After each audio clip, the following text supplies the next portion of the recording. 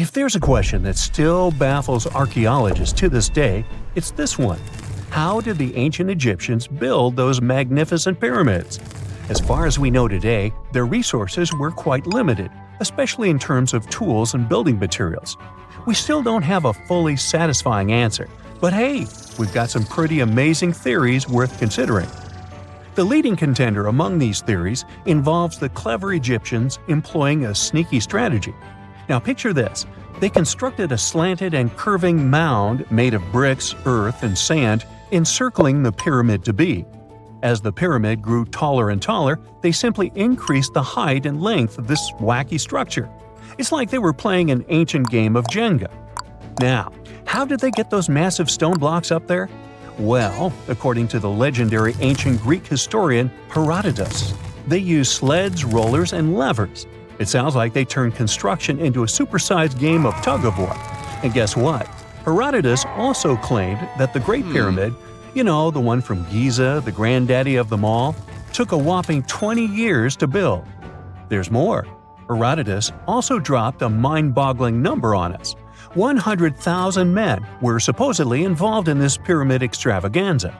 Did they hire the entire Egyptian population? Well, it might not be as far-fetched as it sounds. These men were probably mostly farmers, so they probably focused on the pyramids when there wasn't much work to be done in the fields. Like during the flood season of the Nile River. Obviously, specialists in the archaeological community had something to add to this theory. By the late 20th century, they discovered some evidence that suggests the workforce might have been smaller and more permanent than previously thought. Instead of a massive army of 100,000 pyramid builders, they proposed that a modest crew of around 20,000 workers, accompanied by support personnel like bakers, physicians, and even spiritual leaders, could have gotten the job done. There was also this theory that claimed that the pyramids were actually built from the top downward. It suggested that these colossal structures were nothing more than isolated hills used as quarries. The stones were supposedly drawn from these hills, and over time, competing engineers took charge and transformed them into the iconic pyramids we know today. Now, before you dismiss this theory as a wild fantasy, some folks thought it wasn't completely crazy. After all, there are instances where isolated hills exist, so maybe this theory had a tiny glimmer of truth. Whether it involved ramp building or ingenious work schedules, one thing is clear. Those pyramids have definitely left their mark on history and on our imaginations. Now, speaking of ancient Egyptian mysteries, there's this gigantic unfinished obelisk sitting in ancient Egypt, and scientists are trying to figure out how it was shaped. Now, some people suggest that our industrious ancestors used handheld pounders to get the job done. One expert has a different take on the matter, though. He argues that if we take a closer look at the pattern left behind by the shaping tool, we'll notice something peculiar. The walls of the trenches surrounding the obelisk display a neat and even pattern, which is pretty unlikely if they were pounded away by mere mortal hands. According to this expert, those horizontal striations are usually the result of a tool that takes breaks while removing material, leaving its mark on the surface. But wait, there's more. Imagine the tool being rocked back and forth against the trench walls, clearing away the waste to keep the trench from narrowing. Well, in that case, the tool might have left some funky horizontal striations where it was pressed against the sidewall. This sounds like some fancy technology at play, don't you think? And guess what? The dynastic Egyptians probably didn't have access to that kind of know-how. Another famous Egyptologist from way back also uncovered a bunch of core drills during his adventures. Although the actual drill bits are missing, his collection houses these particular core remnants made of limestone, alabaster, and even granite. These constructions aren't the only amazing thing the ancient Egyptians left behind, though. As it turns out, the Egyptians were the genius minds behind the creation of the handheld mirror. Yeah, that little mirror you use every day to check yourself out. But here's the twist. These mirrors are like pieces of art. They were decorated with inscriptions and figures. But that's not all. The Egyptians had a serious concern with their appearance. They knew the importance of personal hygiene and looking fabulous. So, in their quest for pearly whites, they invented toothbrushes and toothpaste. Dental problems were pretty common back then, and their smiles weren't exactly all white. Dentistry wasn't their strongest suit, you see. Maybe their minds were distracted by all that pyramid building. So that doesn't mean those ancient toothpaste recipes weren't amazing. One delightful concoction included rock salt, mint, dried iris petals, and pepper. Some brave dentists in the 21st century tried it out, and it worked pretty well. Ground-up ash was also used in another recipe to create a tooth cleansing paste. Mint was missing, so that didn't do much for their breath. That's when the genius Egyptians came up with the world's first breath mints. They made tablets from heated spices like cinnamon, and they mixed it with honey. Now, let's shift gears to home decor, Egyptian style. They surely took ornamentation to the next level. While the concept of decorating furniture started in Mesopotamia, the Egyptians cranked it up a notch.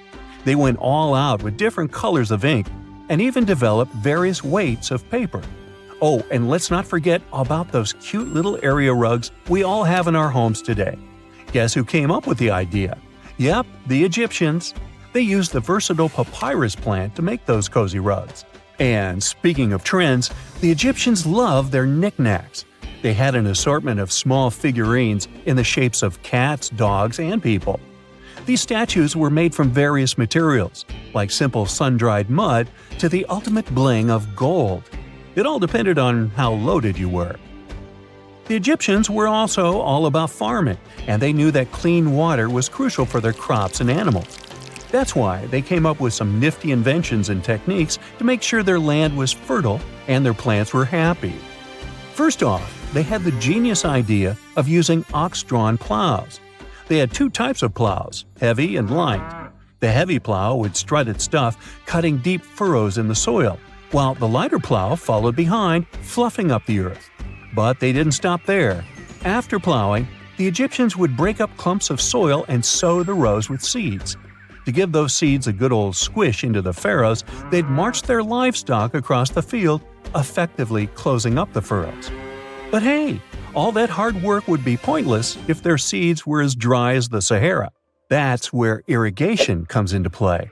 The Egyptians were so good at it that other cultures, like the Greeks and Romans, couldn't help but copy their techniques.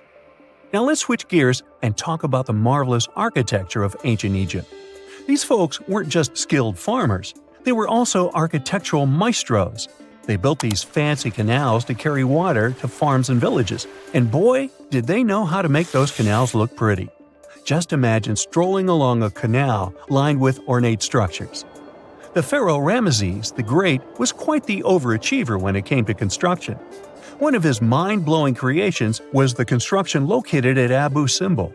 This building was designed so that twice a year, the sun would shine directly into it and illuminate the statues of Ramesses. And let's not forget about the corbelled arch. Without this architectural gem, we'd be missing out on some mind-boggling structures like the Great Pyramid. The Egyptians knew how to make things stand tall and proud, thanks to their engineering and construction wizardry. They built grand halls and inner sanctums that make your jaw drop. And some of these temples doubled as astronomical observatories. It's 1898, and you're taking part in excavations in Saqqara. This place, not far away from Cairo, is full of ancient tombs and pyramids. You're in your Indiana Jones mood and hope to find something really phenomenal to become famous. Gold, manuscripts, treasure maps, mummies of famous pharaohs. Wait, a wooden bird? You're really disappointed as it looks like a regular toy. An old one, but still. Little do you know that years later, someone would propose that your bird was actually an ancient monoplane. So the artifact, nicknamed the Saqqara bird, is made of a sycamore tree. The birdie has a wingspan of just 7 inches and weighs around 40 grams. A perfect original souvenir from Egypt, I would say. It's over 2,000 years old and looks pretty plain, without any carvings of feathers or other intricate ornaments. It has a beak and eyes though, which makes our find look like a hawk, the emblem of the deity Horus. Its tail is rather unusual as it's squared, looks weirdly upright, and it seems like the sunken part of it was the place for a now missing piece. Humans love solving a good mystery, so there have been several attempts to explain the use of the birdie. First, quite simply, is that it was a ceremonial object. The second idea is that it was a toy for a child from some well-off family. It could have been some sort of boomerang, which was a popular concept in ancient Egypt. Then there was a theory that the bird had been used as a weather vane. But this one has been debunked as the figure doesn't have any holes or markings, except for the one made at the museum in Cairo to fix the exhibit on a stick. So there was no way to hang it in the past. Almost a century after the bird was found, Egyptologist Dr. Khalil Masiha proposed a new theory that it could have been a model of a monoplane. He believed the bird was missing a horizontal tailplane. Otherwise, it had its wings set at a right angle, similar to that of modern planes. It could have worked to generate the aerodynamic lift necessary for flights. Dr. Masiha also claimed that it was common at that time to place miniature models of technological inventions in tombs. So, did the ancient Egyptians really invent the plane in 200 BCE? That would make the Wright brothers, who are considered the inventors of aviation, really upset. They made one of their first flights only in 1903. There's just one way to know for sure, and that is to test the model. But you know, the ancient museum in Cairo would unlikely let one of their cherished exhibits fly around like a toy. That's why glider designer Martin Gregory built a similar model, this time of balsa wood, and concluded that even with the missing tailplane, the plane wasn't much of a flyer. Case solved? Not really. This didn't sound convincing enough to the History Channel, so they invited an aerodynamics expert to build another replica of the bird. He tested it in weather conditions similar to those in Egypt and was impressed with the little plane's abilities. So, if they did invent the prototype of a plane back in the times of pharaohs, it would be a good example of an oupart. That's an out-of-place artifact, an object that's way ahead of its time in terms of technology or history. And the Saqqara bird isn't the only example of such a revolutionary concept. In 1901, a group of divers retrieved the Antikythera mechanism from an underwater shipwreck near the Greek island of Antikythera. It's been dubbed the world's first analog computer, and it's currently dated around 100 BCE. The bronze mechanism could tell the position of the sun, moon, planets, and stars, as well as the lunar phase, the dates of upcoming solar eclipses, and even the speed at which the moon moves through the sky. No one's sure who used it and how or where it was made, but it's obvious that it's extremely precise and way too advanced for its time. The first flushing toilets in the world were invented in the middle of the 20th century. Just kidding. The ancient Minoans on the Mediterranean island of Crete and the Indus Valley civilization both came up with this brilliant invention at the same time, around 4,000 years ago. The plumbing and sanitation were so well done that no one managed to design anything better until 2,000 years later. One ancient Minoan lavatory was discovered at the Palace of Knossos. It looks like it had a wooden seat set over a tunnel that directed water from a rooftop reservoir to an underground sewer. Other varieties got water from jugs. Only the super rich people could afford all this glory. So if you wanted to shop for real estate back then, the flushing toilet would be a telltale sign you were in the rich neighborhood. Automated doors became a cool, seemingly new invention back in 1931. But the technology behind them is actually much older. Think the 1st century CE old. Mathematician and engineer Heron of Alexandria came up with a hydraulic system to open and close temple doors. To bring it into action, you need to light a fire to produce heat. There was a brass pot under the fire, half filled with water. The inventor connected the brass pot to containers that acted as weights. When the fire was burning, the water moved into the containers. They went down and pulled the ropes. It was nothing like a supermarket door that opens in front of you before you even have time to think. Heron's door took hours to open, and there was no way to stop the process. That's why they only opened the doors once a day before people entered the temple, to add some mysticism at the temple during ceremonies. Spooky. Looks like the first ever battery was invented in Baghdad around 2,000 years ago. A German archaeologist found this oval-shaped clay jar in 1938. Scientists are still not sure what purpose it served and who exactly invented it. There is a theory that it was used for electroplating objects with precious metals. When they filled it with a weak acid like vinegar, the battery produced around 1 volt of electricity. Another theory says it was a vessel for sacred scrolls. Would you like to buy contact lenses designed by Leonardo da Vinci himself? In 1508, he invented a glass lens with a funnel on one side. You were supposed to wear it with water inside to improve your vision. Sounds a bit uncomfortable, doesn't it? So, around a century later, French scientist René Descartes decided to improve the idea and make the cornea contact the future lenses. Contacts because they contact your eyes, get it? The glass tube with liquid did help improve vision, but blinking was sadly impossible.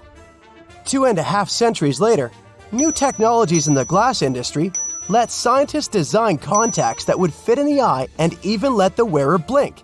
Thanks, guys! Still, those lenses were made of heavy blown glass and didn't let the eye breathe.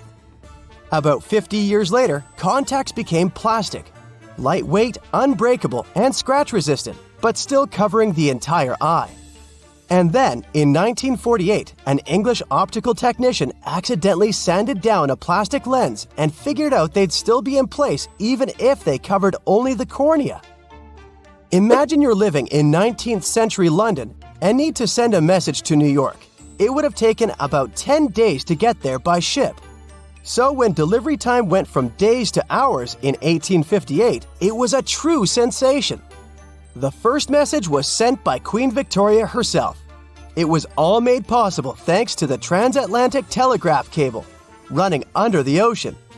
Sadly, the new cool invention only lasted a few weeks. It took years to bring it back to life. Most people know that pyramids were built as grand tombs for the pharaohs, designed to ensure they had a smooth journey to the afterlife. The Great Pyramid of Giza, for instance, was constructed for the pharaoh Khufu. But what most people don't know is that this whole pyramid building trend started right here with the step pyramid of Djoser about 4,700 years ago. This massive structure was built for Pharaoh Djoser, a ruler from Egypt's 3rd dynasty. It rises 7 layers high above the ground and stands about 200 feet tall.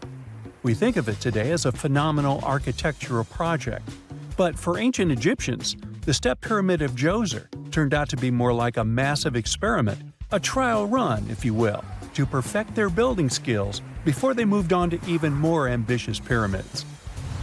Reaching new heights is super exciting, but the real mystery is what is going on below the ground. In this pyramid's underground labyrinth, there is a network of tunnels stretching about 3.5 miles long, and some researchers believe these tunnels might have been part of a sophisticated water system that could completely change what we think about pyramid construction. Let's talk about this massive complex located in Saqqara. Surrounding the pyramid, there's what's known as a dry moat, a continuous trench that is up to 164 feet wide and almost 2 miles long. It forms a sort of rectangular shape around the pyramid. This trench has an average depth of about 65 feet.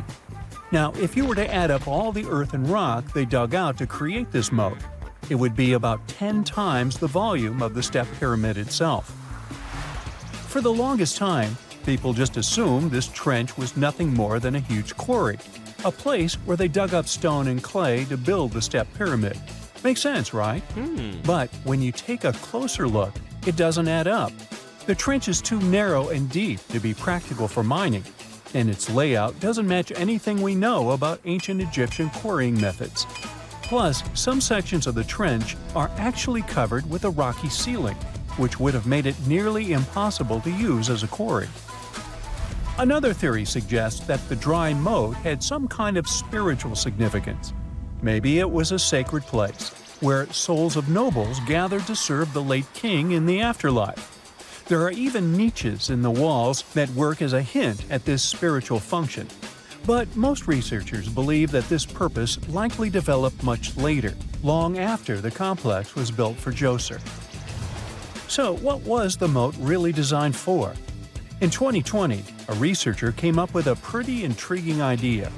It is possible that this trench was actually designed to collect and manage water, especially after heavy rainfalls. Now, that makes sense when you consider the location. The moat sits in an area that could easily have been flooded by runoff water from nearby plains. This could also explain why the trench wasn't used for new graves until much later when the climate became drier and less prone to flooding. The story becomes even more intriguing, as this trench appears to be part of a larger, more complex hydraulic system within the Djoser complex.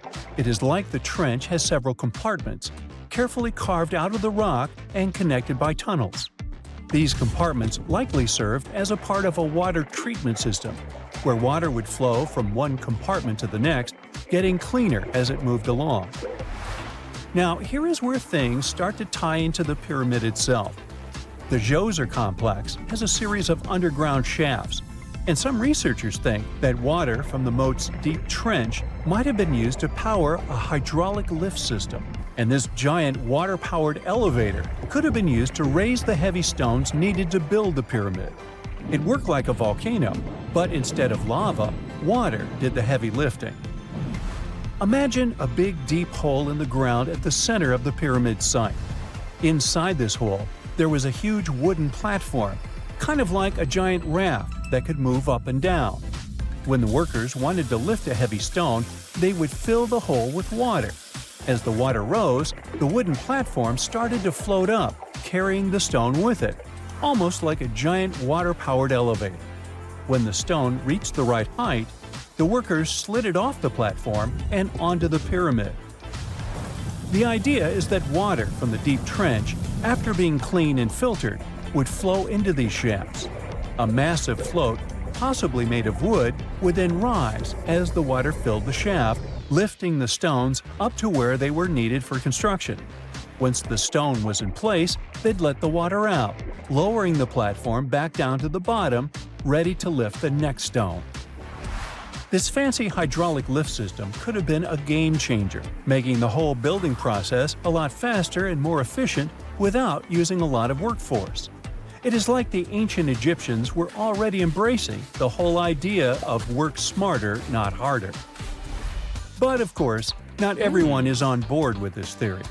Some experts argue that the area where the step pyramid of Djoser was built couldn't have held enough water from occasional rains to maintain such a fancy hydraulic system.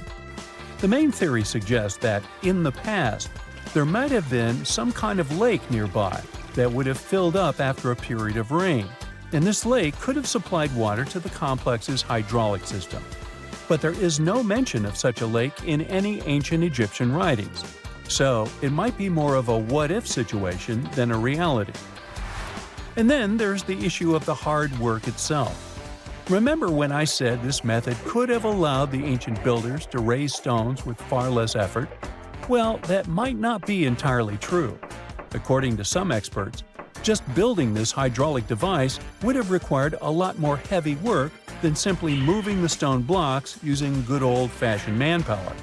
And let's not forget, the step pyramid of Djoser is like a baby pyramid compared to those that came later. The stones used for Djoser's pyramid weighed, on average, about 660 pounds each, which is nothing compared to the more than 2.5-ton blocks used later for the pyramid of Chephren. If this cool water lift theory gets completely ruled out, we still need to explain how this pyramid was built in the first place. To answer that, we need to rewind a bit and talk about the original plans. See, before Djoser's tomb became a pyramid, the idea was to construct a simple mastaba. This type of tomb was pretty common in earlier periods, a flat-roofed, rectangular structure with sloping sides. But after the original mastaba was finished, they decided to expand it a bit by adding more layers on top. And then they added even more layers, until the construction reached 6 distinctive steps, each one smaller than the previous. And they probably did all this by raising those heavy stones using ramps, not a water-powered elevator. There is still so much we don't know about the step pyramid of Djoser. More research is definitely needed to fully understand how this system worked, or if it even existed at all. But the idea of using water to help build the pyramid adds a whole new layer to our understanding of ancient Egyptian engineering.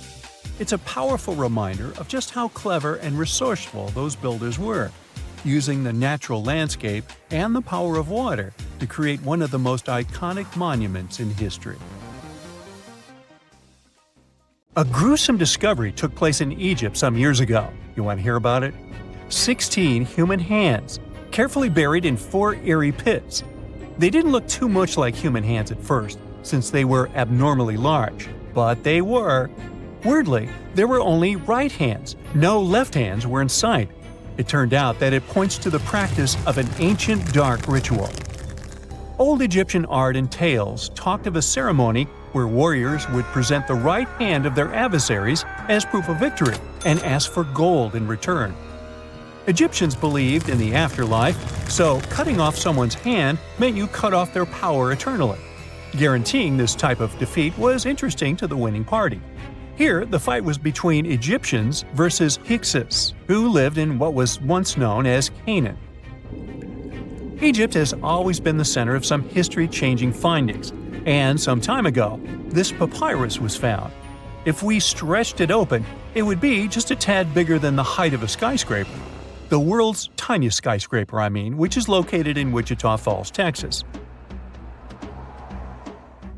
When humans didn't write on their notes app, they wrote on this thing, made from the medulla of a papyrus plant.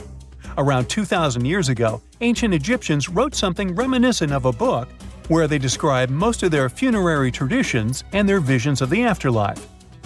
It's considered one of the most important texts from ancient Egypt and is still sold in bookstores to this day.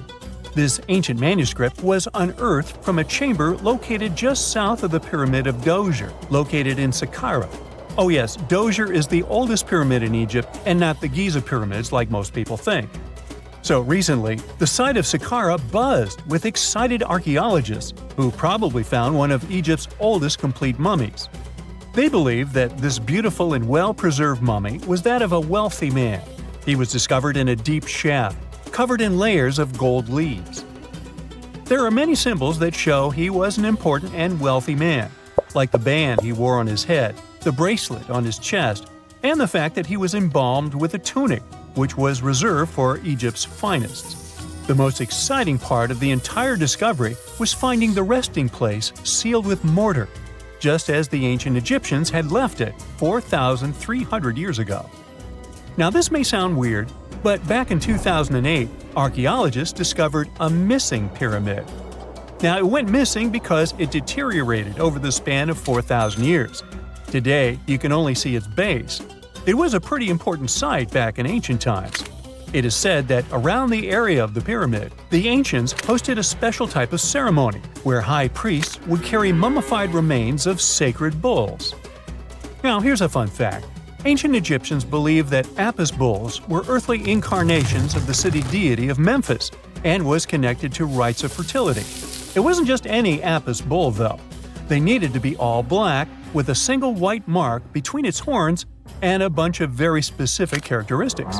They were selected by the local priests and honored until they passed away. After that, they were mummified and buried in underground galleries. Meanwhile, this missing pyramid sort of disappeared around the 1800s. It was a German archaeologist who first found it in the village of Saqqara. He called it the Headless Pyramid when he first found it. But then, years after the official discovery, the desert sand came along and covered the whole thing. There were some excavations between the 19th and 20th centuries, but they weren't too systematic. That's why scientists were so thrilled when they dug an entire pyramid's base after removing the 25-foot mound of sand that was covering it. Oh, and it turns out American archaeologists are excavating a cemetery in Egypt that could contain over 1 million mummified bodies. So far, archaeologists have dug around 1,700 mummies. One of the main differences from other classic Egyptian mummies is that these people weren't kings and pharaohs. They were commoners that most likely lived about 1,500 years ago, when Egypt was controlled by the Roman and Byzantine empires. The name of the cemetery is cool, though, the Way of the Water Buffalo, just in case you want to check it out on your next trip. Other than bulls and buffaloes, ancient Egyptians also liked baboons. Are you seeing a pattern here? In the beginning of the 20th century, archaeologists discovered a site filled with mummified baboons in a place called, guess what? The Valley of Monkeys. An animal wouldn't have been mummified if it wasn't considered important. Certain animals were more important than others, since they were linked to specific deities. Jackals were connected to Anubis, the ancient god of the afterlife, and cats were likened to the female deity Bastet. Baboons were a pretty big deal, since they were believed to be connected to Thoth, the deity of wisdom and advisor to Ra, one of Egypt's supreme deities. The archaeologists who studied these animals weren't too happy. They think these baboons were kept inside and were deprived of sunlight for most of their lives. They had extreme vitamin D deficiencies and they were poorly fed. Maybe Thoth got angry with these baboon keepers. Just a guess. Since there's never a boring day for archaeologists in Egypt, they also found human mummies with golden tongues. Since Egyptians were all about the afterlife, they believed that golden tongues might help a person speak once they pass to the other side. I mean, it's a long shot, but hey, why not? Some of these mummies were placed in wooden coffins with goods, such as necklaces, pottery, golden artifacts in the shape of lotus flowers and scarab beetles, and iPhones. Just kidding. A new temple was also unearthed recently in Egypt. Scientists believe it was dedicated to honor Zeus Cassios. That deity would be a cross between Zeus, the almighty Greek deity of the sky, and Mount Cassios. While digging around the Sinai Peninsula in Egypt, archaeologists spotted 2 pink granite columns poking out of the ground. And bingo! They believe these columns represented the temple's front gate and collapsed during an earthquake many years ago. And speaking of deities, there weren't only super serious deities. Recently, scientists unearthed a golden ring in a city south of Cairo. No, Frodo, it's not magical. It was a normal gold ring, but it had the depiction of the deity of fun, officially named Bes. This deity is often described in sacred texts as a happy chubby dwarf. Today, many tattoos we get are sorta deprived of any sense and are made of aesthetic purposes only. In ancient Egypt, though, women would get tattoos as a token of protection for childbirth. That's what scientists think, at least. Around the Nile region, scientists found some mummies that had well-preserved tattoos, which is a rarity since the skin deteriorates so easily. 2 of these women tattooed their lower backs, and the drawings were simple. They were mostly pictures, including that same chubby dwarf we just talked about, Bes. He also had a side hustle as the protector of women during childbirth. Now, would you believe me if I told you ancient Egyptians invented robots? No? Well, that's because that's not entirely true. Sure, they were astronomers, mathematicians, and engineers, and somehow they also squeezed an eccentric invention into that package – an automated deity some scientists called Hathor. This wooden statue had been in the Metropolitan Museum of Art for years before someone noticed its secret. With the help of an X-ray machine, specialists discovered a mechanical operating system inside it. The pulley-like axis goes from the statue's shoulder to her left leg. When the system rotates, the statue raises and lowers her hand. Hey, pick me! I got my hand up here.